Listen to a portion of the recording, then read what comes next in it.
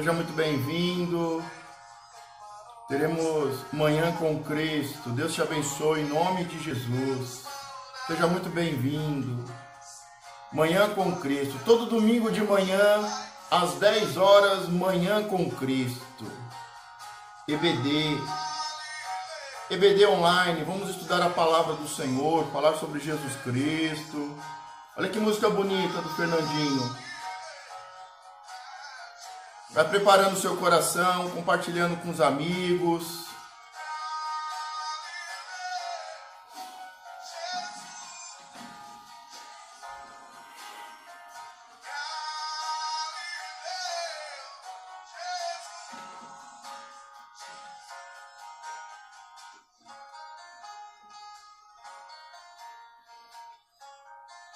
Vai compartilhando com os amigos, nos ajude a abençoar mais uma vida. Estamos aqui para mais uma Manhã com Cristo, é a nossa EBD online, estamos estudando a palavra do Senhor. Vai preparando o seu coração. Enquanto você ouve este louvor, vai abrindo o seu coração. Conhecereis a verdade e a verdade vos libertará. A verdade é o melhor remédio, é a verdade que liberta. Vai abençoando, nos ajude a abençoar pessoas. Compartilhe e abençoe famílias. Nos ajude a salvar mais uma vida, compartilhando. Enquanto adoramos ao Senhor, vamos adorando e vamos servindo ao Senhor. E eu já venho pedindo ao Senhor, Senhor, nos abençoe com essa transmissão. Senhor, que seja a Tua palavra liberada, Senhor, e não a de um homem. Que não seja a letra, Senhor, mas que seja a Tua palavra, que é espírito e que é vida, Senhor. Seja muito bem-vindo, você que está aqui pelo Instagram. Começamos esse projeto no Instagram, é nosso primeiro projeto, e que Deus possa te abençoar em nome de Jesus. Que Deus abençoe todos os amigos do Facebook, que já há muito tempo já vem nos acompanhando. E estamos juntos nessa caminhada, seguindo a Cristo, seguindo os passos de Cristo. Seja muito bem-vindo. Seja muito bem-vindo. Você que está no YouTube, vamos fazer parte desse projeto e vamos aprender a palavra de Deus. O tema de hoje é bem interessante, é eu, meus pais e a tradição. Nós estamos iniciando um projeto, estaremos focando os 4 evangelhos, e os 4 evangelhos será o ponto de partida. Daí traremos uma grande e importante reflexão que trará o que? Libertação e cura. Porque conheceremos a verdade e a verdade nos libertará. O Senhor trouxe uma palavra, o Senhor trouxe uma doutrina, e essa doutrina é do reino. Nós vamos nos aprofundar hoje. É projeto Manhã com Cristo, é nossa segunda transmissão nesse projeto, é nossa segunda aula nesse projeto. E o tema de hoje é eu, meus pais e a tradição. Baseado em Mateus capítulo 1. E o interessante é que nós começamos o projeto semana passada e nós tivemos 9 perguntas e respostas sobre a Bíblia. Será que eu posso confiar na Bíblia? Será que ela foi adulterada? O que a ciência fala sobre a Bíblia? O que a Bíblia realmente é? Então você que não assistiu ainda, eu te convido a assistir. É a aula de introdução. E você que não assistiu, assista, porque vai trazer muito conhecimento bíblico, científico, histórico. E vai tirar toda a dúvida. Ah, porque a Bíblia foi mudada, foi adulterada. Ah, porque a Igreja Católica fez isso, porque os senhores feudais. Vai tirar toda a dúvida. E vai fazer brotar no seu coração a verdadeira fé. Para crer e confiar na palavra do Senhor. Porque a coisa mais importante que uma pessoa tem é a sua palavra. A coisa mais importante de Deus é a sua palavra. É o verbo que se fez carne. Então você que não assistiu ainda a primeira aula, aula de introdução, 9 perguntas e respostas sobre a Bíblia, já está disponível no Facebook, no Instagram, no YouTube. Vai lá e assista essa aula durante a semana. E agora realmente começando a primeira aula, o primeiro capítulo de Mateus. Mas quando nós abrimos a Bíblia e falamos assim, todo animado, né? vou começar a ler a Bíblia, eu vou estudar, Deus vai me abençoar. Essa palavra que não é letra, que não é do homem, mas que é de Deus. A palavra de Deus que é espírito e que é vida vai me abençoar, vai me prosperar, vai me guiar. Aí abrimos o livro de Mateus para começar os 4 evangelhos. E aí o primeiro capítulo, o que tem? Você que abriu a Bíblia durante a semana, você que conhece aí, o que tem no primeiro capítulo de Mateus? Genealogia. Aí você fica naquela, né? A animação já dá uma esfriada, né? Já dá uma... Meu Deus, mas genealogia? E ficar falando nome? Será que eu tenho que ler o livro de genealogia, o capítulo de genealogia? Puxa, eu fico imaginando aqui a frustração, né, de quem vai começar. Eu vou ler os 4 evangelhos, aí abre no primeiro capítulo de Mateus, genealogia de Jesus. Eu fico imaginando a alegria, a motivação de ficar lendo, e gerou tal, e esse é o pai, e gerou filhos e filhos, e o pai, o filho, o pai, o filho. Eu fico imaginando o tédio que deve ser ler o primeiro capítulo de Mateus. Mas a grande questão é, por que genealogia? Por que começar os 4 evangelhos com uma genealogia? Será que eu preciso ler a genealogia? Será que é importante? Por que Deus colocou a genealogia? Vamos mais a fundo. Imagine, o último livro do Antigo Testamento, Malaquias. Malaquias não fala sobre fidelidade do dízimo, tá? Primeira coisa, tá? Vamos quebrar alguns conceitos e preconceitos. O livro de Malaquias fala de fidelidade, de compromisso, de fidelidade do homem para com a esposa, do casal para com a família. Fala de fidelidade para com a sociedade, de fidelidade para com Deus, de fidelidade financeira. Fala da fidelidade de Deus para com o seu povo. Lá Deus diz, eu mostrarei a diferença daqueles que não servem para aqueles que servem. Eu mostrarei a diferença daqueles que não são fiéis para aqueles que são fiéis. Então o livro todo de Malaquias, ele fala sobre fidelidade. O livro não se resume à fidelidade financeira e a dízimo. Não. É fidelidade de Deus para com o homem, do homem para com Deus, do homem para com a esposa, do casal para com a família, da família com a sociedade. E também fala de fidelidade financeira, né? O mundo está numa crise financeira. Será que o livro de Malaquias não é importante? Mas voltando aqui ao tema, o último livro de Malaquias fala sobre fidelidade. E aí os últimos versos do Antigo Testamento, Deus vai encerrar a antiga aliança, e as palavras são que o coração do pai se converta ao coração do filho, e o coração do filho se converta ao pai, para que eu venha e não amaldiçoe a terra. Então, se houver aliança, se houver fidelidade entre pais e filhos, filhos e pais, não haverá maldição sobre a terra. E aí termina o livro de Malaquias, encerra-se o Antigo Testamento, vai começar o Novo Testamento. E aí nessa pausa, Deus fica só 400 anos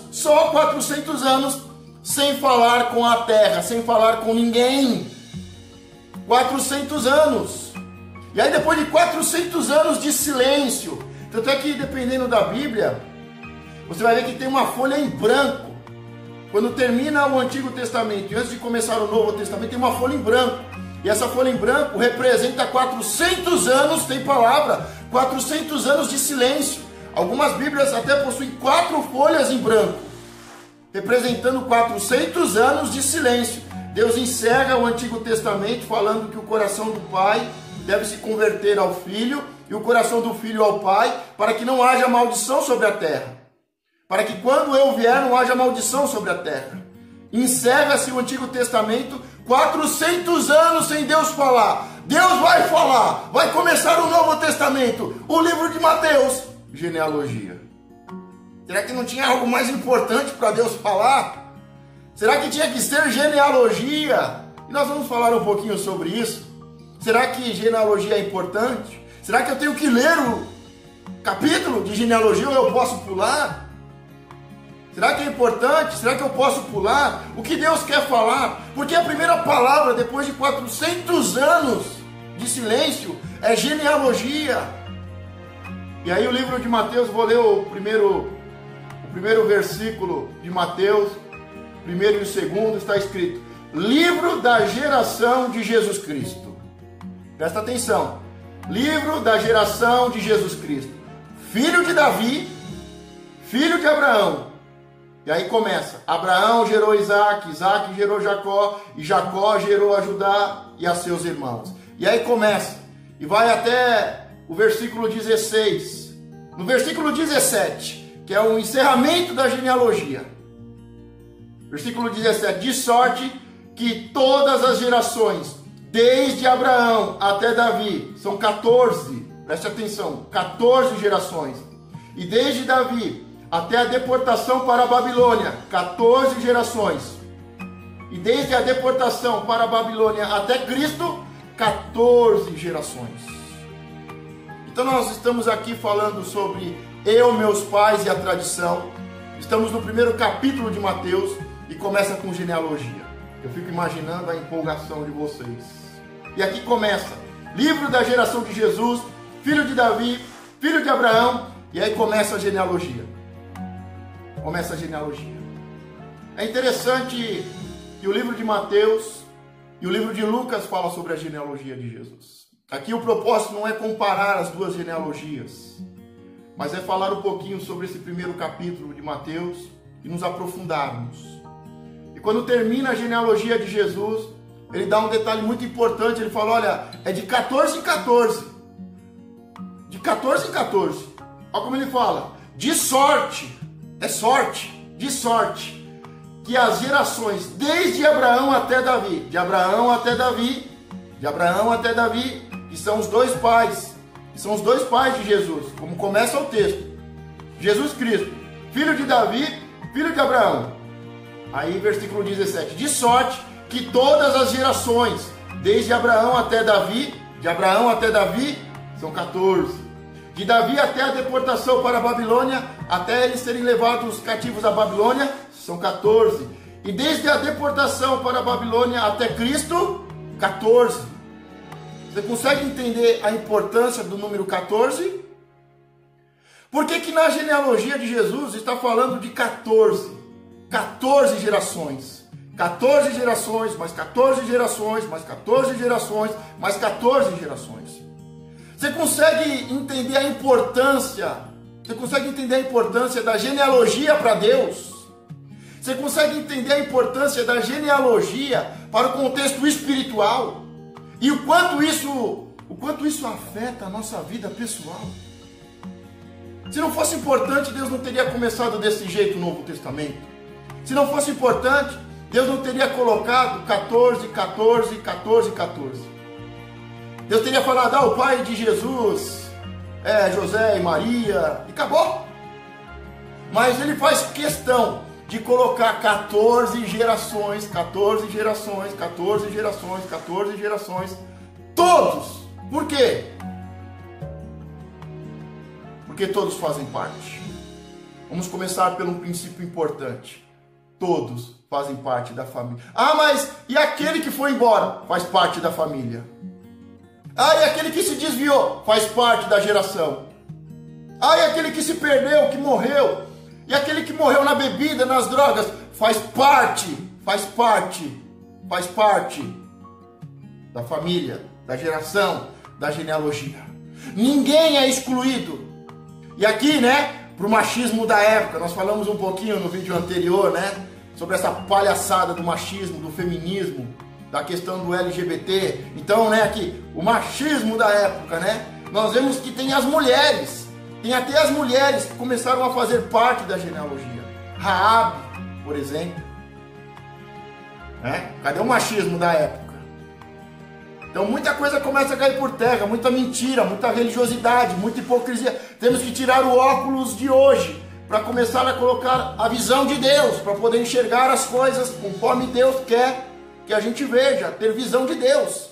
Então, todos fazem parte. Mas o meu marido que me deixou, o meu filho que me abandonou, o meu filho que está nas drogas, esse daqui, entre aspas, a ovelha negra. Não, todos fazem parte da família, da geração e da genealogia. Ninguém pode ficar de fora. Todos fazem parte dessa grande e importante árvore genealógica e todos influenciam a sua vida. Então, primeiro princípio da genealogia é que todos fazem parte, homens e mulheres, bons e maus. Tanto é que na genealogia fala dos grandes reis e também coloca os péssimos e os piores reis que Israel teve. Primeiro princípio, para que na sua vida seja completa, para que a sua vida seja abençoada, todos fazem parte. Não exclua ninguém. Não delete ninguém. Todos fazem parte da sua vida. Nem todos estão próximos, nem todos são íntimos, mas todos fazem parte. Todos fazem parte da família. Todos fazem parte dessa geração. Todos fazem parte desta grande e importante árvore genealógica. Então, o primeiro princípio é o princípio de pertencer. Pertencer. O segundo princípio, então marcou aí, escreveu? O primeiro princípio, todos fazem parte da sua família, não se exclui ninguém. O segundo, cada um tem o seu valor. Cada um tem o seu valor. Os bons reis de Israel tiveram o seu valor e a sua importância. E os reis ruins, pastor? E os reis ruins também fizeram a sua parte, também possuem o seu valor. Nós não aprendemos com aqueles que erram. Você não chega para o seu filho e fala, ó, tá vendo lá, ó, o seu amiguinho, ó, falei para você não andar com ele, ó, o que ele fez de errado. Então os maus exemplos também servem, os maus exemplos também são bons, consegue entender isso? Então todos fazem parte e todos têm o seu valor. Todos têm o seu lugar. O terceiro princípio. Então o primeiro princípio qual que é? Fala aí qual que você anotou. Todos fazem parte. Todos têm o seu valor. Terceiro, todos têm o seu lugar, a sua posição, a sua hierarquia. Um pai sempre é maior do que um filho. Sempre existe uma hierarquia. Dos mais antigos para os mais novos. Dos pais para os filhos. Então, quando nós aprendemos esses três princípios e colocamos eles em prática, a nossa vida começa a ser o quê? Completa, começa a ser plena, o ensinamento começa a ser pleno. E aí temos tudo para aprender, e deixar o mau caminho, e aprender, e viver no caminho do bem. Então, todas as pessoas da sua família fazem parte. Ninguém pode ser excluído. Mesmo aquele que se excluiu, tem que ser incluído. Todos fazem parte da sua família. Todos têm o seu valor. Nós aprendemos algo com todos. E existe uma hierarquia. No mundo de hoje, a hierarquia hoje é muito mais horizontal. A hierarquia nos faz muito mais iguais. Mas na hierarquia espiritual é hierarquia. É de cima para baixo.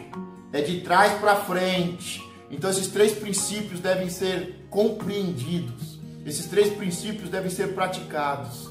Não exclua ninguém. Todos possuem o seu valor. E todos possuem o seu lugar. O seu lugar. Mas vamos caminhando. Aí termina a genealogia, versículo 18. Ora, o nascimento de Jesus Cristo foi assim, que estando Maria, sua mãe, despojada com José, antes de se ajuntarem, achou-se ter concebido do Espírito Santo. Então terminou a genealogia no versículo 17. No versículo 18 já começa a falar sobre o nascimento de Jesus. Hoje nós não vamos nos aprofundar e falar sobre o nascimento. O seu nascimento é tão importante. O dia do seu nascimento é tão importante que a próxima aula será só sobre nascimento. Sobre o nascimento. O começo da vida. E nós vamos falar sobre o nascimento de João Batista e o nascimento de Jesus. Hoje nós vamos nos aprofundar e falar sobre genealogia. Por que é tão importante? Por que nós não levamos em consideração? Porque Deus começa, depois de 400 anos, falando sobre genealogia. O que nós aprendemos com ela? E aí falamos dos três princípios. Todos pertencem, todos possuem o seu valor e todos possuem o seu lugar e hierarquia. Quando se quebra, vou dar um exemplo aqui, porque eu estou começando a abrir a sua mente, mas preste atenção. Vamos supor quando você quebra um desses princípios. Quando você quebra um desses princípios. Vamos supor que você quebra o princípio de hierarquia. Você não tem o seu pai como maior e você como menor. O seu pai atrás e você na frente. Se quebra o princípio da vida e começa a se criar um embaraço. E aí não tem hierarquia, não tem ordem, não tem de cima para baixo, não tem bênção de cima para baixo e não tem continuação de trás para frente, porque se quebrou esse princípio. Você é arrogante, você é um juiz, você é mais importante que o seu pai. Eu acho interessante aqui falar, Jesus disse, olha, vocês, para os seus discípulos na fé, para os seus filhos na fé, ele disse, vocês farão coisas maiores, vocês não serão maiores, vocês farão coisas maiores. Todo filho fará coisas maiores, mas nunca será maior, nunca estará por cima do pai, nunca governará sobre o pai. É o princípio da hierarquia. Então, quando você começa a entender esses 3 princípios, né, de pertencer, de valores e de hierarquia, a sua vida começa a funcionar melhor. Estou dando um exemplo aqui bem claro sobre hierarquia. Quando se quebra o princípio de lugar e de hierarquia, a vida perde a prosperidade e a vida se torna curta. Eu não vou dar o exemplo dos outros para nós prosseguirmos, mas nas próximas aulas eu vou inserindo isso. Mas são 3 princípios que você deve aprender, porque conhecereis a verdade e a verdade vos libertará. Ninguém pode ser tirado, ninguém pode ser excluído. Todos pertencem à sua família, à sua geração, e todos pertencem à sua árvore genealógica. Os bons e os maus, os homens e as mulheres, os de idade e as crianças, todos pertencem, e todos possuem o seu lugar, possuem um valor. Aprendemos com eles e possuem uma hierarquia. Mas vamos nos aprofundar hoje sobre a genealogia. Nós vimos que, além de começar com a genealogia, Deus deixa bem claro que foi de 14 em 14. Né? Na hora de escrever, se falou as 14 genealogias. O meu pai, o meu avô, o meu bisavô e assim por diante. 14 em 14. E fala para mim aí, quem consegue, escreve para mim aí. Seja do seu lado materno, do seu lado paterno. Coloca o nome das suas avós, ou o nome dos seus avós, quantos você consegue? Por exemplo, vamos lá, o meu pai, pelo lado do meu pai, Gerson, José, eu já não sei do meu bisavô, eu já não sei. Eu sei só o nome, eu só sei o nome do meu pai e o nome do meu avô. O nome do meu bisavô eu já nem sei, meu bisavô já nem existe mais para mim. Nem existe para mim. Eu não consigo ir até a 3ª geração.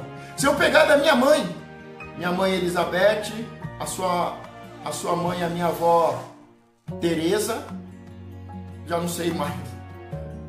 Você está entendendo o quanto nós somos pequenos? O quanto nos falta conhecimento? O quanto não valorizamos o que é importante? Pastor, eu valorizo a família. Tá, então fala o nome dos seus avós até a 4ª geração. Não sabe. Mal sabe o nome do pai e da mãe. Muitos nem possuem no registro o nome do pai e da mãe. Não sabe nem o nome do pai. Que de lá do avô e do bisavô. Você está entendendo o quanto a nossa geração é pobre? O quanto a nossa geração carece de princípios? Princípios de pertencer, princípios de valor e princípios de hierarquia. Está todo mundo solto nessa árvore, entre aspas, essa árvore genealógica invisível. Da onde eu vim, para onde eu vou, qual é a minha história. Você está entendendo esse buraco que tem aqui dentro? Quem eu sou, para onde eu vou, da onde eu vim, existe céu, existe inferno. Eu não sei, eu não tenho raiz, eu não tenho árvore genealógica, eu não entendo o princípio de que todos são importantes. Eu não entendo o princípio de que todos são importantes, de que todos possuem valor, de que todos são importantes, de que todos possuem valor. Eu não entendo o princípio de hierarquia. Você está entendendo porque hoje não tem hierarquia? Você está entendendo hoje porque hoje há tanta rebelião? Pai contra filho e filho contra pai? Lembra lá do começo? Então nós não temos isso.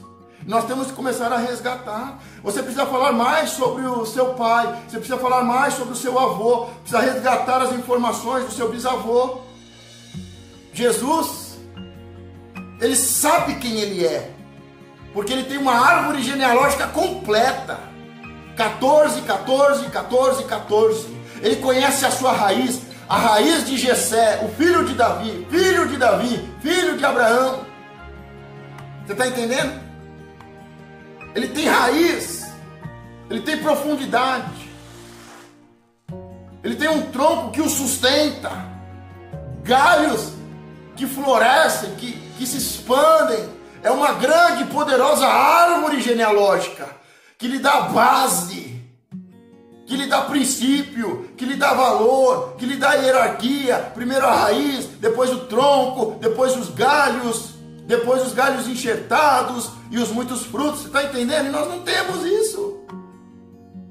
Então o que nós aprendemos com a genealogia? Que é extremamente importante. Nós vamos ver aqui vários pequenos textos falando sobre isso. Ó, em Deuteronômio 23, 2. Nenhum bastardo entrará na congregação do Senhor, nem ainda a sua 10ª geração entrará na congregação do Senhor. Isso aqui é o Antigo Testamento, se aplicava a Israel e ao povo do Antigo Testamento. Com Jesus Cristo, todos podem entrar no Santo dos Santos. Mas para que você possa entender, e o Antigo Testamento é a sombra para entendermos a essência de hoje. Então começa aqui, ó. Nenhum bastardo. Primeiro, o que é um bastardo? Um bastardo é uma criança, um filho que nasce fora do casamento. Fora do casamento, antes do casamento, depois do casamento, em um adultério. Então, o que é uma criança um bastardo? Uma criança bastarda é que nasceu fora do casamento. O que é o casamento? O casamento é quando os pais liberam e abençoam, quando cumpre as leis da sociedade e quando Deus abençoa. 3 princípios para um casamento de verdade.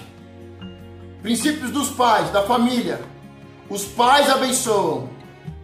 Se cumpre os princípios da sociedade, a lei da sociedade, se vai no cartório, se registra, e existe a bênção de Deus por intermédio de um sacerdote. Começou o casamento aqui. Aqui começa o casamento. Aqui começa um casamento de verdade, segundo a palavra do Senhor.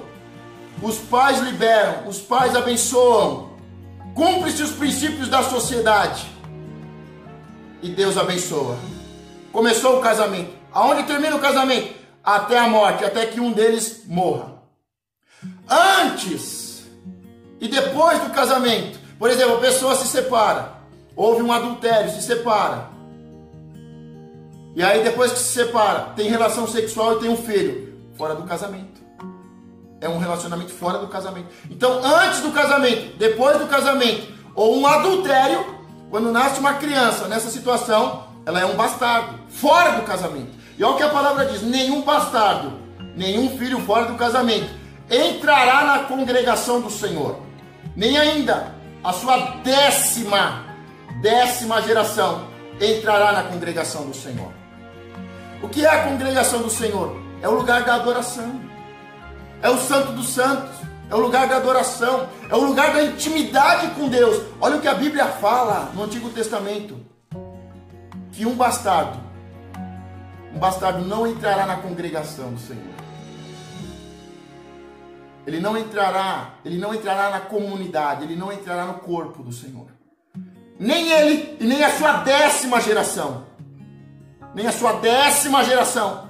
10 gerações são excluídas de entrar na presença do Senhor por causa de um pecado, o pecado de adultério, a falta de princípios sobre o casamento. Então, pastor, por que eu não consigo adorar a Deus?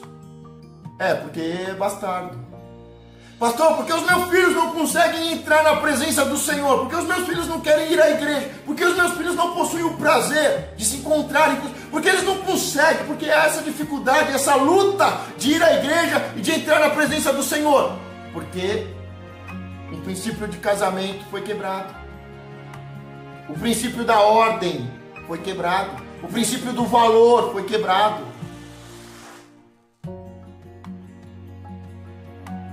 Então, quando se quebra princípios, você tem consequências. E aí o que acontece? Essa pessoa e a sua família, essa pessoa, a sua família e a sua geração, e as 10 gerações seguintes, o filho do filho do filho do filho do filho, 10 gerações, eles não podem entrar na congregação dos santos. E aí ele tem essa dificuldade de ir à igreja. Ele tem essa dificuldade para entrar na presença do Senhor, porque é um princípio quebrado, um princípio do casamento quebrado. Tá entendendo? Tá, né? Como eu falei, em Jesus essas coisas mudam. Mas para que a gente possa entender a sombra, entender os princípios. Vamos para mais um texto. Ainda no mesmo capítulo, Deuteronômio 23:8. Os filhos que nascerem na terceira geração, cada um deles entrará na congregação do Senhor. Porque aqui, esse capítulo 22 fala daqueles que não podem entrar na congregação do Senhor. Daqueles que não podem entrar na intimidade do Senhor. E aí quem é que não pode? Aqueles que não deram de comer e não deram de beber ao povo de Deus no deserto. Aqueles que não abençoam. Eles não deram de comer, eles não deram de beber. Eles falaram, nós estamos no deserto, nós estamos com fome, nós estamos com sede. Ele fala assim, problema de vocês. E aí o Senhor fala, esses porque não vos abençoaram, esses porque não te deram de comer e de beber, só porque não abençoaram, só porque não deram de comer e beber a um povo necessitado, não entrarão na minha presença. Segundo, porque não deram de comer ou de beber. Terceiro, porque eles liberaram palavras de maldição, porque eles amaldiçoaram, porque eles queriam o mal, porque eles queriam prejudicar, não entrarão na minha congregação. Então o capítulo 22 deixa bem claro, olha, não deram de comer, não deram de beber e ainda falaram palavras ruins, palavras de maldição, queriam o mal, contrataram feiticeiros para fazer trabalhos de feitiçaria contra eles. Não deram de comer, não deram de beber e ainda contrataram feiticeiros para fazer o mal contra o povo. Esses não entram na presença do Senhor. Mas ele diz, no final do capítulo, diz, olha, os que vão entrar, eles vão entrar a partir da terceira geração. Por exemplo, o Egito. O Egito, vocês foram para o Egito e se tornaram estrangeiros no Egito. E porque eles te receberam como estrangeiro, eles entrarão na minha congregação, na minha presença, a partir da terceira geração. Está entendendo? Que são princípios, é Deus falando. Vamos ver mais um importante, em Êxodo. Então nós estamos falando de genealogia de Jesus, 14 gerações, 14 gerações, 14 gerações. 4 gerações de 14 gerações. 4 grupos de 14 gerações, para falar da geração de Jesus. Aí nós vimos que a partir da 10ª, né? Porque pessoas não conseguem entrar. E aí nós vimos 10 gerações. Então 14 gerações, 10 gerações. E agora vamos no livro de Êxodo 20 versículo 5. Não te encurvarás a elas, nem as servirás. Porque eu, o Senhor, teu Deus, sou Deus zeloso, que visito a iniquidade dos pais nos filhos, até a terceira e quarta geração daqueles que me odeiam. Então, nós estamos vendo a genealogia de Jesus. Vimos a grande genealogia de Jesus. E a grande genealogia de Jesus é dividida em 4 grupos. E cada grupo tem 14 gerações. 14 gerações, 14 gerações, 14 gerações, 14 gerações. Aí ele fala, nós vimos o texto, aqueles que não abençoam, que não dão de comer e não dão de beber, e aqueles que fazem o mal, não entrarão, e nem a sua 10ª geração. 10 gerações que não entrarão na presença do Senhor. Aí vimos o texto agora de Êxodo, em que está os 10 mandamentos, e não adorarás imagens. Não se prostrará e nem farás culto a imagens. E aí diz, não te encurvarás a elas. A quem? A outros deuses. As imagens de escultura. Nem a servirás, porque eu, o Senhor teu Deus, sou Deus zeloso. O que é Deus zeloso? É Deus ciumento. É Deus ciumento. Deus é ciumento. Ele não é paranoico, mas ele é ciumento. Ele exige fidelidade. Ele exige, lembra lá o final do Antigo Testamento? Fidelidade de Deus para com o homem, do homem para com Deus, do homem para com a mulher, do casal para com a família. O coração do pai se converte ao filho, o coração do filho ao pai, para que não haja maldição sobre a terra. Por que Deus é zeloso? Porque Deus tem ciúmes. Porque Deus exige fidelidade, para que não haja maldição. Ele não é um zeloso, um ciumento paranoico, louco, que mata o seu povo por ciúmes. Não. Por que ele é zeloso? Por que ele tem ciúmes? Por que ele exige fidelidade? Primeiro, porque ele é fiel.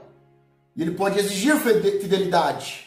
Mas é para que não haja maldição sobre a terra, sobre nós. Então diz: não te encurvarás a elas, nem as servirás, porque eu, o Senhor, teu Deus, sou zeloso, sou Deus zeloso. Então, se há imagens, mas é de anjo, não interessa, é imagem, é escultura. Mas é de Deus, é de Jesus, é escultura, é imagem, é idolatria. Ele não quer, eu vou falar o que para você? Mas é tão bonito, é de ouro, era da minha mãe, era do meu pai, era do meu bisavô. Não interessa, olha o que diz a palavra, e não é só esse texto. Não te encurvarás a elas, nem as servirás. Mas eu não adoro a imagem. Mas você se curva. Quando você vai orar, você abaixa a cabeça diante dela. Isso é pecado. E olha a consequência, Não te encurvarás. Mas eu não estou adorando ela. Não é meu Deus, eu não estou adorando. Não, mas só de você se encurvar já é pecado. Ele diz: não te encurvarás a elas, nem as servirás, porque eu, o Senhor teu Deus, sou Deus zeloso, que visito a iniquidade. Isso não é nem pecado, isso é iniquidade. E o que é iniquidade? É aquilo que eu sei que é pecado, mas eu continuo fazendo. Eu sei que é pecado ter imagens, mas eu continuo tendo. Isso não é pecado, isso é iniquidade. E a iniquidade provoca a ira de Deus. A ira de Deus. E olha o que ele fala: que visita a iniquidade dos pais nos filhos até a terceira e quarta geração daqueles que me odeiam. Ele fala que quem tem imagem, é que eu amo a Deus, eu tenho essa... Não, você não ama. Ele fala que quem tem imagens odeia ele. E aqui ele fala, até a terceira e quarta. Vai visitar até a terceira e quarta. Mas nesses mesmos textos vão falar que a misericórdia de Deus alcança 1000 gerações. 1000 gerações. Para Deus falar sobre a sua bênção, Deus fala sobre 1000 gerações. A gente não consegue nem saber qual é a segunda e a terceira. Deus fala: a minha bênção vai até 1000 gerações. Por que a bênção de Deus vai até 1000 gerações? Para te alcançar. Porque a bênção de Deus, ela considera todos. E todos possuem o seu valor. E existe uma hierarquia. E para a bênção de Deus chegar até mim, ela vem do céu. Ela vem do céu. E ela pega todos. Todos. E todos possuem o seu valor. Existe uma hierarquia até chegar em mim. Está entendendo? Então, a bênção de Deus, a misericórdia de Deus, alcança 1000 gerações. Mas aqueles que provocam a ira de Deus, a iniquidade, aqueles que provocam a ira de Deus, a iniquidade visita até a terceira e quarta geração. A bênção de Deus pode alcançar 1000 gerações, quando eu o tenho como o Deus dos céus, o meu único e suficiente Salvador. Deus nos céus, a bênção de Deus vem de cima. E ela pega toda a minha árvore genealógica, da raiz, os troncos, os galhos enxertados e os frutos. Então vem de cima, pega os meus antepassados, e todos são importantes, todos possuem seu valor até chegar em mim. Então, se você não honrar pai e mãe, a bênção não vem. Tá entendendo? Se eu não entendo o princípio de todos fazem parte para que eu seja abençoado, todos fazem parte para que eu seja abençoado, todos possuem o seu valor para que eu seja abençoado, e que existe uma hierarquia para ela chegar em mim, a bênção de Deus não chega. E aí fala que a misericórdia de Deus alcança 1000 gerações, mas o mal dos pais visita até a terceira e quarta geração. Ela visita no sentido que eu vou ter que lutar contra esse mal. Não é que é pré-determinado, não, porque o seu pai foi bêbado, você vai ser bêbado. Não. A maldade dos pais visita até a terceira e quarta geração. Como os nossos pais não venceram, como os nossos pais não foram fiéis, a maldição vem visitando.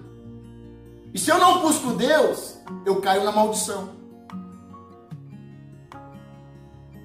Vamos para mais um texto. Agora vamos pegar Gênesis 15, 16. E tu irás a teus pais em paz, em boa velhice será sepultado, e a quarta geração tornará para cá, porque a medida da injustiça dos amorreus não está ainda cheia. Aqui é um texto em que Deus está falando com Abraão. Abraão levanta um altar, faz um sacrifício, ele está triste, ele está cansado, ele está desanimado, ele perdeu a fé. Sabe aquele dia, ele está assim. Aí ele começa a questionar Deus, Deus se apresenta, Deus começa a falar com ele, Deus fala, para você ter resposta, levanta um altar, porque eu vou falar com você. Ele levanta um altar, Deus coloca um sono profundo, e no sono profundo Deus começa a revelar, e fala, olha, eu te chamei, eu falei que de você vai sair reis e rainhas, que você será pai de multidões e de nações, você quer um filho, mas eu te darei povos. Você será pai de nações, de povos e nações. E ele fala, Deus começa a revelar o futuro. Deus começa a falar, olha, você está preocupado porque as coisas não acontecem, você não sabe se vai acontecer. Deus começa a falar tudo o que vai acontecer. E Deus fala, ó, 400 anos, depois de 400 anos, os seus filhos serão levados cativos. E depois do cativeiro, eles se tornarão proprietários dessa terra. E fala, olha, porque a maldade dos amorreus não está ainda cheia. Deus, depois do dilúvio, colocou um povo na terra prometida. E esse povo que foi colocado na terra prometida tinha uma aliança com o Senhor por intermédio do arco-íris, ou do arco de Deus, porque íris é um deus, é uma deusa. Então não é arco-íris, é arco de Deus. Não é de íris, porque íris é uma deusa, íris é um demônio. Então não fale arco-íris, porque não é de íris. O arco é de Deus, foi dado por Deus a Noé e a humanidade em um pacto. E aí Noé sai da arca e Deus aceita o altar, o sacrifício, faz uma aliança com Noé, a sua família, e Deus coloca os descendentes de Noé de Canaã, em Canaã, na terra prometida. E eles estão lá na terra prometida, só que há uma aliança. E qual é o problema? Eles quebraram a aliança. Eles deixaram de adorar a Deus, o Deus Altíssimo, que os livrou da morte, que os livrou do dilúvio, e começam a adorar outros deuses. E aí Deus dá tempo. Olha o tempo que Deus dá para eles se arrependerem. 400 anos para que um povo se arrependa do seu mau caminho, para que se arrependa de terem filhos bastardos, para que se arrependa de ter filhos bastardos fora do casamento, para que se arrependa de terem imagens e adorarem outros deuses, de serem infiéis. Dá 400 anos. E aí depois de 400 anos Deus diz, não, vocês quebraram a aliança, então saiam da minha terra. Eu dei porque nós tínhamos uma aliança, porque nós casamos, mas vocês quebraram a aliança e eu vou tirar vocês da terra. E eu vou colocar um povo que tem aliança comigo, e vai colocar os descendentes de Abraão ali. Mas Deus fala para Abraão o que vai acontecer depois de Abraão, Isaac, Jacó, José no Egito, e depois de 400 anos com Moisés, que aquela terra seria deles. A quarta geração vai voltar para cá. A quarta geração pode voltar para cá. Gênesis 25, versículo 3. E o Senhor lhe disse, 2 nações há no teu ventre, e 2 povos se dividirão das suas entranhas, e um povo será mais forte do que o outro povo, e o maior servirá ao menor. Aqui, Abraão, filho de Abraão, Isaac, a mulher de Isaac está grávida. Um casamento legal, um casamento legítimo, abençoado pelos pais, abençoado pela comunidade, abençoado por Deus. Ela está grávida, e ela começa a sentir um desconforto. Estamos aqui, vamos começar a falar de tradição agora. Começa a ter um desconforto. E ela vai orar a Deus. Deus, o que está acontecendo comigo? O que está acontecendo comigo? Porque uma gravidez normal já é difícil, né? Normal, né? Já é difícil. Agora imagine uma gravidez de gêmeos. E ela não sabe, não tem tomografia, né? E ela começa a gerar a criança e começa a sentir, tá difícil, tá pesado, tá muito grande, há um incômodo. E ela diz, o Senhor diz para ela, ela pergunta, Senhor, o que há? O que está acontecendo comigo? O que está acontecendo aqui dentro? Eu não consigo ver. Mas o Deus que forma os ossos, que forma a carne, que forma, que gera, que faz nascer, Ele sabe. E ela vai perguntar para o Deus Altíssimo. E ela pergunta. E aí o Senhor responde. E o Senhor lhe disse, 2 nações há no seu ventre. O Senhor poderia falar, tem 2 crianças. Não. O Senhor diz, são filhos de Abraão. Cada um deles será um povo, uma nação. Então o Senhor já diz E ele não fala o começo, ele fala o final. São dois povos. Duas nações há no seu ventre, e dois povos se dividirão das suas entranhas. Você tem dois filhos, dois povos sairão das suas entranhas. E um povo será mais forte do que o outro. Então um povo será mais forte do que o outro, normal. Sempre tem um que é maior e outro que é menor. Existe uma hierarquia natural e espiritual. Um será maior e o outro será menor. Um será mais forte, o outro mais fraco. E um povo será mais forte do que o outro povo. E o maior servirá ao menor. Ou seja, o Senhor diz, olha, existe uma ordem natural. O filho que nasce primeiro é maior, é mais forte. E o filho que nasce segundo, ele é menor, ele é mais fraco. E o Senhor está dizendo, olha, eu vou inverter isso. O menor será o maior. E o mais forte servirá o menor. O maior servirá ao menor. É o que acontece com Esaú e Jacó. Abraão, Isaac, era para ser Esaú, mas foi Abraão, Isaac e Jacó. Jacó tem 12 filhos e uma filha. Dentre esses filhos tem José, que foi para o Egito. Eu esqueci de colocar o texto aqui, mas depois eu coloco no esboço e compartilho no Facebook. Mas sabe o que sabe o que fala depois de José? Porque José vai para o Egito. Ele é vendido pelos irmãos, de escravo a governador. Os irmãos lançam ele no fundo do poço, vendem ele como escravo, ele vai para a casa de Potifar. De Potifar, ele vai para a masmorra, ele é preso, acusado de tentativa de estupro. E aí depois o rei Faraó chama para desvendar um sonho. Ele desvenda o sonho, mais importante do que saber qual era o significado do sonho, ele sabe o que fazer depois, ele tem sabedoria e inteligência administrativa, ele diz, olha, o sonho significa isso, e faz isso, isso e isso. E aí Faraó diz, então você vai fazer isso. E aí ele se torna governador do Egito, a maior autoridade depois de Faraó. E aí ele governa 7 anos de fartura, 7 anos de fome, ele entra para a história, todo mundo conhece a sua história, mas sabe o que a palavra diz? Que a geração seguinte, que o Faraó seguinte, depois que José morre e Faraó morre, os filhos de José continuam, a próxima geração, uma geração seguinte, Faraó morre. Faraó seguinte, o filho de Faraó, diz que eles não sabiam nada sobre José.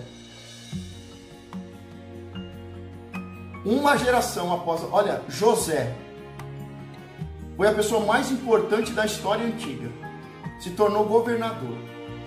Salvou o Egito e salvou a humanidade da fome. Fala para mim se ele não foi importante. José do Egito, de escravo a governador. Ele sai do fundo do poço para se tornar governador. Se torna uma das pessoas mais importantes e mais conhecidas da antiguidade. Pelo contexto histórico e bíblico. Ele salva o Egito da crise. E ele salva a humanidade da fome. A geração seguinte, José, não sei. Os seus filhos já não se lembravam mais dele. O povo já não sabia mais quem era José. O faraó, o próximo faraó já não sabia mais quem era José. Já tinha esquecido aquela história. A maior crise da humanidade. A maior crise da humanidade. A maior crise da humanidade. O pior período da humanidade. 7 anos de fome. 7 anos de fartura. 7 anos de fome. Um momento extremamente importante e delicado para a humanidade. Mas a próxima geração já não sabia mais. Já não sabia mais o que era ter fartura. Já não sabia mais o que era passar por necessidade. Os momentos bons e ruins. Não aprenderam nada. Os filhos de José, o povo de Deus, o Egito e o mundo não aprendeu nada. De uma geração para outra se esqueceram de José, se esqueceram do ensinamento. E aí nem os filhos e nem Faraó se lembravam. Sabe o que acontece por causa disso? Escravidão. 400 anos de escravidão, porque eles já não sabiam quem era o seu pai. Sabe, quando os irmãos se encontram com José lá no Egito, vai ter o concerto, José diz, eu sei, Deus me enviou aqui primeiro. Deus me enviou aqui primeiro para poupar a vida de todos, para salvar todos da fome. E ele diz, eu fui enviado para o Egito por Deus. Deus me enviou ao Egito para ser pai de Faraó. Pai de Faraó. Faraó esqueceu quem era o seu pai. A próxima geração já não sabia quem era o seu pai. E aí, porque não sabiam o valor de que todos pertencem, tiraram José da história. Tiraram José da história. José não pertencia mais à história. José já não tinha mais o seu valor. Quebraram o princípio de hierarquia. E aí vem a escravidão. Pastor, por que meus filhos estão escravos? Por que o meu esposo é escravo? Pastor, por que eu sou escravo? Por que nós somos escravos? Porque nós estamos à beira da escravidão. Somos um país à beira de uma guerra civil. E somos um país à beira da escravidão. Ou você não consegue ver isso? Porque nós não entendemos o princípio da genealogia. Depois de 400 anos, Deus fala sobre genealogia. Deus fala sobre 14 gerações. 14, 14, 14 e 14. Deus fala sobre 10 gerações. Deus fala sobre 3 e 4 gerações. Deus fala sobre a geração seguinte. Você está entendendo? Vai absorvendo com isso, porque a verdade vai libertar. A oração forte é importante. O louvor é importante. Mas é a verdade. É o verbo, a verdade revelada que liberta. Você está sendo liberto. Comece a pegar essa verdade e praticar na sua vida. E aí continua, Gênesis 25, que a gente começa a falar do quê? Abraão, Isaac e Jacó. Estamos falando sobre tradição. E depois saiu, em Gênesis 25, 26, e depois saiu o seu irmão agarrado a sua mão ao seu calcanhar de Esaú. Por isso se chamou o seu nome Jacó. E era Isaac da idade de 60 anos quando o gerou. Aqui está falando do nascimento. Abraão gerou Isaac, Isaac gerou Esaú e Jacó. Aí nós falamos sobre a inversão. Só que na hora do nascimento, diz que Esaú nasceu primeiro. E Jacó nasceu agarrado no seu calcanhar. E aí Jacó significa agarrado. Mas aí, preste atenção no que eu vou falar agora, que é muito importante. Principalmente para as mulheres. Porque Abraão, Isaac e Jacó, eles têm um conceito muito importante. Não se casarem com aquele povo que Deus falou que ia tirar da terra prometida. Porque aquele povo seria tirado da terra prometida e seria destruído. Então eles tinham a preocupação de não se casarem com aqueles povos. De que os seus filhos não se casassem com aqueles povos. Então, eles vão e se casam com algumas mulheres que não faziam parte daqueles povos. E assim foi Abraão, e assim foi Isaac, e assim foi Jacó. Só que Esaú casou com as mulheres que faziam parte daquele povo. Isso entristeceu o coração dos pais, quebrou um princípio de honra. Porque desobedeceu a Deus, desobedeceu os pais. Ele casou com as mulheres que faziam parte daquele povo que seria destruído. Está aí o princípio de perder a bênção da primogenitura. Jacó compra a bênção da primogenitura. O irmão quer matá-lo. E ele foge para a casa dos pais dos seus pais. Os irmãos dos seus pais. Os irmãos da sua mãe. E lá ele encontra Labão. E aí você que conhece a história sabe que a família ali, né, deles, era muito complicada. Eles são negociadores, negocia, trapaceia, leva vantagem. Fala que a palavra diz que Labão mudou o salário de Jacó 10 vezes.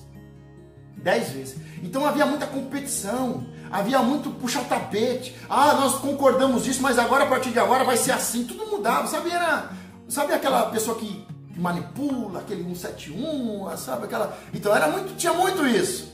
E as mulheres trouxeram essa cultura. Me fala uma coisa, uma criança, presta muita atenção agora. Desculpa, agora vamos pensar. Uma criança nasce a primeira criança, Esaú. Nasce a segunda criança segurando o calcanhar. A criança nasce com o olhinho fechado, agarrada ali, ó. Não sabe se está segurando o cordão umbilical, se está segurando a mão da mãe, está segurando. Então nasce ali. Aí a mãe e o pai olham e diz: olha, Jacó nasceu agarrado. E aí a cultura e a tradição vai sendo infiltrada nos filhos. E aí de Jacó, que significa agarrado, se torna trapaceiro. Por que Jacó se torna trapaceiro? Porque desde o nascimento dele já nasceu dentro de um misticismo, já nasceu dentro de uma tradição. Olha, ele já nasceu agarrado, querendo puxar o irmão para trás. Ele já nasceu agarrado, querendo puxar o tapete, sabe? Jacó, ele nasce dentro de uma cultura. O nome dele não significa trapaceiro, mas a cultura e a tradição das mulheres e da família significa o quê? Trapaceiro. Eu tenho que levar vantagem. Jacó não nasceu trapaceiro. Ele não é trapaceiro. O seu nome não significa trapaceiro. Mas a cultura da mãe, da onde a mãe veio, irmão de Labão, é de trapacear. Tá entendendo?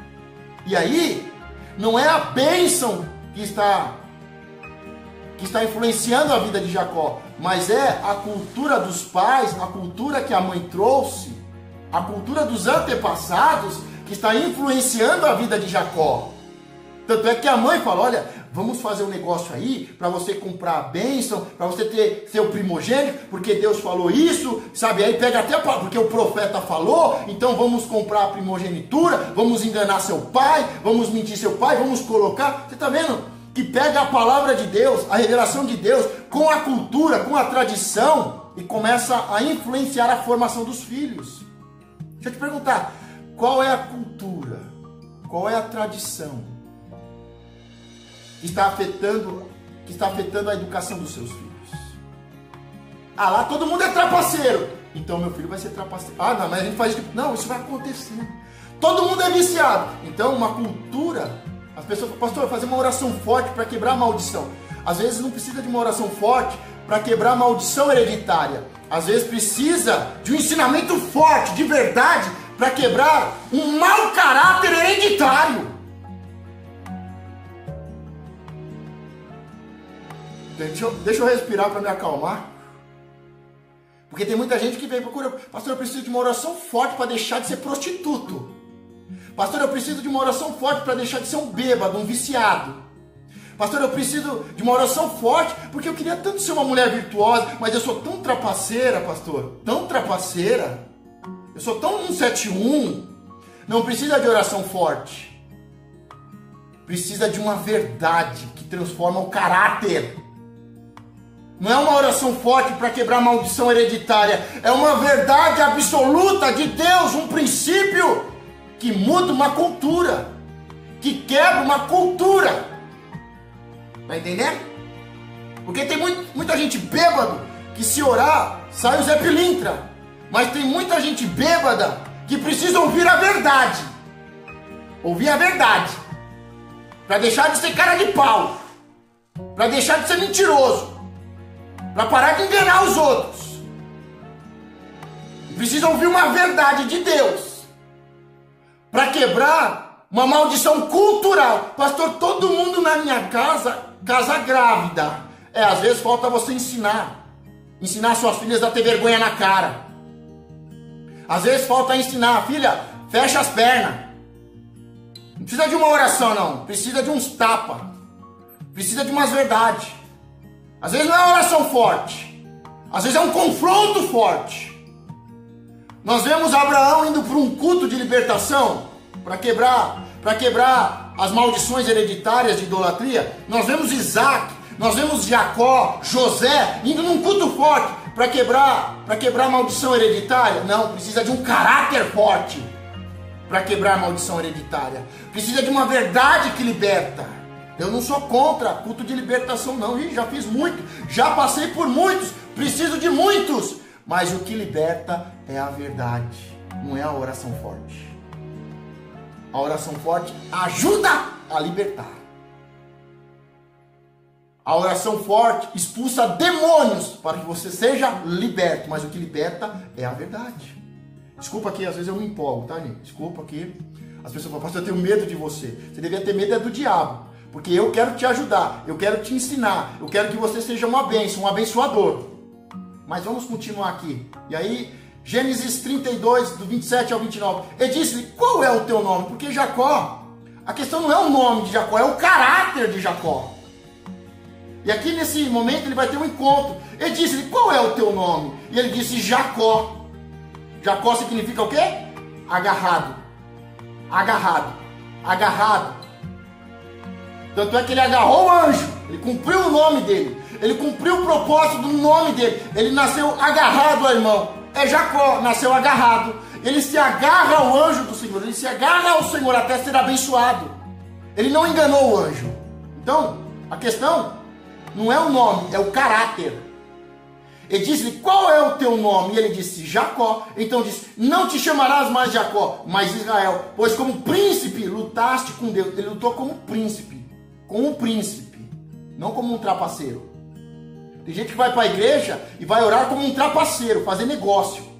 Não te chamarás mais Jacó, mas Israel. Pois como príncipe lutaste com Deus e com os homens e prevaleceste. E Jacó lhe perguntou, lhe disse, dá-me, peço-te a saber o teu nome. E disse, por que perguntas pelo meu nome? E o abençoou ali. Deus mudou o nome de Jacó para Israel. Por quê? Porque ele é trapaceiro? Não, porque ele lutou como um príncipe com Deus e com os homens. E quando ele luta, ele vence. Nós vencemos quando lutamos com as armas certas, não como trapaceiros. E aí Deus pergunta, qual é o seu nome? Agarrado. Então, porque você é um agarrado, porque você se agarrou, porque você não me solta, eu te abençoarei. E o seu nome agora é príncipe, não é mais agarrado. Nunca foi trapaceiro, o caráter era de trapaceiro, mas o nome significa agarrado. E porque você agarrou o Senhor, agora é um príncipe. E ele, mas qual é o seu nome? Deus muda o nome de Abraão, muda o nome de Sara. Deus muda o nome de Jacó. Deus muda o nome de muitas pessoas na Bíblia. Deus muda o nome de pessoas, porque o nome significa caráter. A mãe está gerando lá e começa a chutar. Ei, vai ser o Neymar. Se mexe na barriga da mãe, mexe para cá, mexe para lá, né? E é uma menina, não sei o que. Vai ser Shakira, vai ser Ivete Sangalo. Por quê? Porque nós damos conforme a situação. Então nós temos que saber que Deus muda o nome. Deus muda o caráter. Nome significa caráter. Muitas vezes recebemos um nome, mas fomos pelo caminho errado. Recebemos um nome, mas o nosso caráter foi deformado por causa de uma família doente, por causa de uma tradição doente. Então Deus dá um nome, Deus muda o nome, Deus transforma o caráter. Interessante que Jacó pergunta, e qual é o seu nome? Seu nome é Eu Sou? É Deus Altíssimo? É Deus de Israel? É Pai? Preste muita atenção agora nessa revelação. Jesus ele vai para o deserto, 40 dias no deserto, e ele vai ter sede. Mas antes dele ir para o deserto, ele se batiza, os céus se abrem, o Espírito Santo vem como uma pomba e se ouve uma voz. Este é o meu filho. Este é o meu filho. Ele pertence à minha família. Todos têm valor. Todos têm o seu lugar. Todos vão cumprir uma missão. Sabe o que fez Jesus vencer no deserto? Não foi, entre aspas, a palavra. Foi com a palavra que ele venceu as tentações. Mas o que fez ele ser vencedor foi ser filho. É o filho que vence. É o filho de Deus que vence. Porque o filho da mentira, o filho de Satanás é perdedor. É derrotado. Então Jesus venceu com a palavra. Mas para ele ser vencedor, para ele ser mais do que vencedor, ele venceu com essa palavra. É filho. Você é filho. O filho vence. E o filho vence com a palavra. Estão entendendo a importância da família? Estão entendendo a importância da geração e da árvore genealógica? Ter 14 gerações, mais 14 gerações, mais 14 gerações é importante. Você saber o nome dos seus pais, dos seus avós, conhecer a sua história, criar uma história, ter raiz, ter base, ser uma árvore, fazer parte de uma árvore é importante. Mas ser filho de Deus é o mais importante. Jesus venceu, não só porque tinha a sua genealogia, que é importante, porque ele sabia 14 gerações, mais 14 gerações, mais 14 gerações, mais 14 gerações, mas é porque ele sabia que ele era filho de Deus. Filho de Abraão, filho de Davi, filho de Abraão, filho de Deus. Está entendendo a diferença? E aí ele pergunta o nome, porque Deus muda o nome das pessoas, mas o nome de Deus também muda. Por quê? Porque Deus muda o seu caráter? Não, é porque Deus tem muitas facetas. Você conhece o Deus que cura, o Jeová Rafá? Você conhece o Jeová Nissi, a nossa bandeira? O Deus que nos dá conquista, vitória? Você conhece o Deus Filho? O Deus Pai? Então, são as facetas. Deus é um só. E Ele é um só, mas os seus nomes revelam o seu caráter. O caráter de Pai, o caráter de Senhor, o caráter de Senhor da guerra, o caráter de vitória, de cura, de libertação. Então os nomes do Senhor revelam o seu caráter.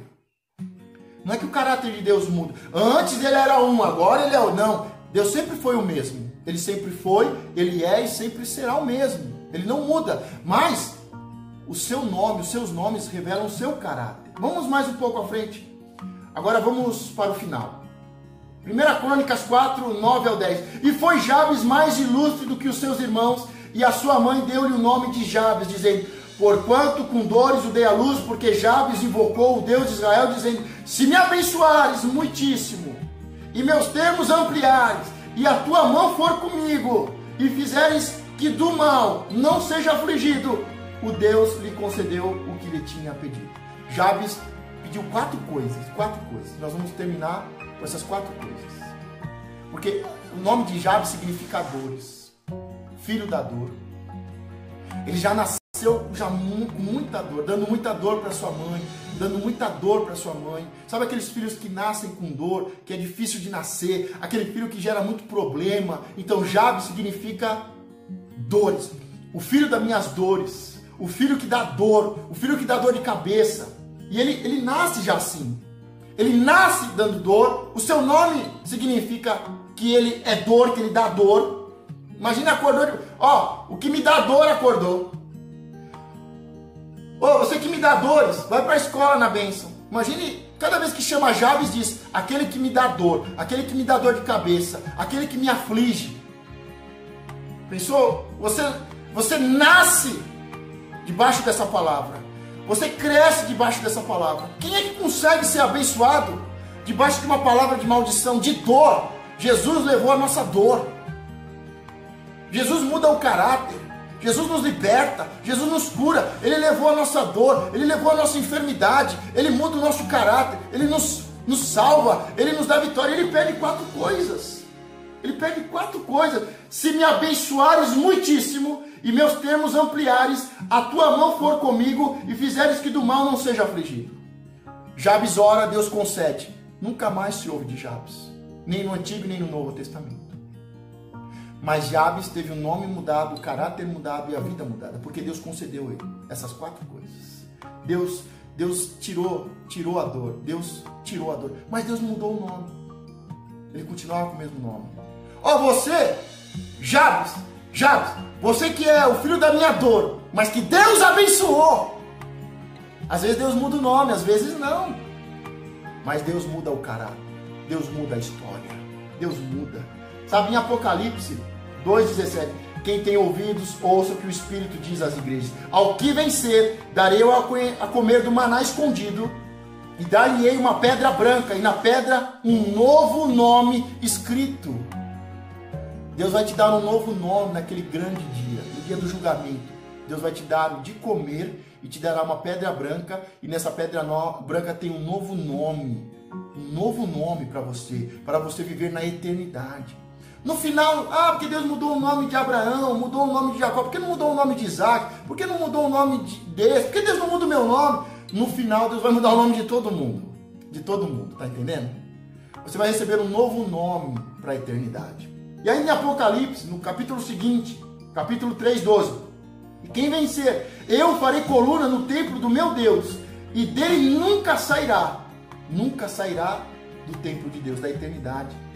E escreverei sobre ele o nome do meu Deus e o nome da cidade do meu Deus, a nova Jerusalém, que desce do céu do meu Deus, e também o meu novo nome. Hoje é uma discussão, é Jesus, é Jeová, é Rafá, é tantos nomes para Jesus. Cada nome revela uma face. Aquele que foi curado conhece o Jesus que cura. Aquele que foi prosperado conhece o dono do ouro e da prata. Aquele que foi liberto conhece o Deus que liberta. Então temos que conhecer a nossa história, vai nos fazendo conhecer Deus. E cada faceta de Deus tem um nome. Mas diz aqui, ó, e também o meu novo nome. Em Apocalipse diz que até Jesus vai revelar o seu novo nome. Eu quero terminar colocando uma música. E eu quero que você ouça esse louvor. Coloque a mão sobre o seu coração. E que você seja abençoado. Eu não conheço os seus pais. Eu não conheço a sua árvore genealógica. Eu não sei qual é a cultura que você está e qual é a tradição dos seus pais. Mas com certeza, isso eu tenho certeza. Como eu disse, eu não conheço você, eu não conheço os seus pais, eu não conheço os seus antepassados, nem você. Eu não conheço a cultura que você está, se é uma cultura de vício, se é uma cultura de prostituição, se é uma cultura de mentira, de trapaça. Eu não conheço você, eu não conheço os seus pais, eu não conheço os seus antepassados, eu não sei em que cultura, em que tradição você tem vivido. Mas eu conheço o Deus que muda nomes. Eu conheço o Deus que transforma vidas. Eu conheço o Deus que liberta, que cura, que abençoa. Eu conheço o Deus que salva. Eu conheço o Deus que nos leva ao Pai. E com certeza, agora eu disse, tudo isso eu não sei, mas isso eu sei. Tem uma área da sua vida que está doendo. Tem uma área da sua vida que dói. Tem uma área da sua vida que aflige, que sangra. Que todo mundo olha e diz, olha lá a dor. Não sei se é a saúde. Eu não sei se é familiar. Eu não sei se é financeiro. Eu não sei o que é. Mas eu sei que como em mim há uma área que dói, eu sei que em você também há uma área que dói. Há uma área que todo mundo olha e diz, que pena. E eu quero colocar essa música de Jabes, a oração de Jabes, da Alda Célia, e que você faça essa oração. Que você peça essas 4 coisas ao Senhor. Que Deus mude essa situação. Que Deus mude o caráter. Que Deus mude essa área da sua vida. Vamos fazer isso juntos. Vamos adorar ao Senhor.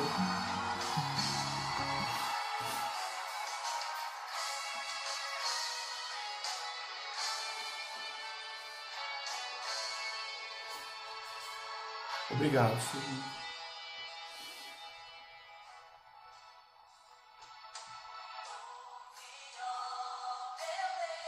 Oh, Senhor.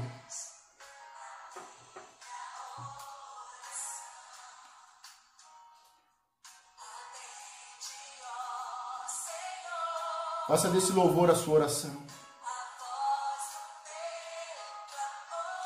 Adore ao Senhor. Tire essa dor, Senhor. Senhor, meu coração está sangrando. Senhor, eu quero viver a sua palavra. Eu quero viver a sua palavra na minha vida e na minha família. Senhor, eu quero ver a minha geração debaixo da tua bênção. Senhor, abençoa, Senhor. Abençoa os meus pais. Senhor, perdoa os meus pecados. Perdoa o pecado dos meus pais. Perdoa o pecado dos meus antepassados, meu Pai, a iniquidade.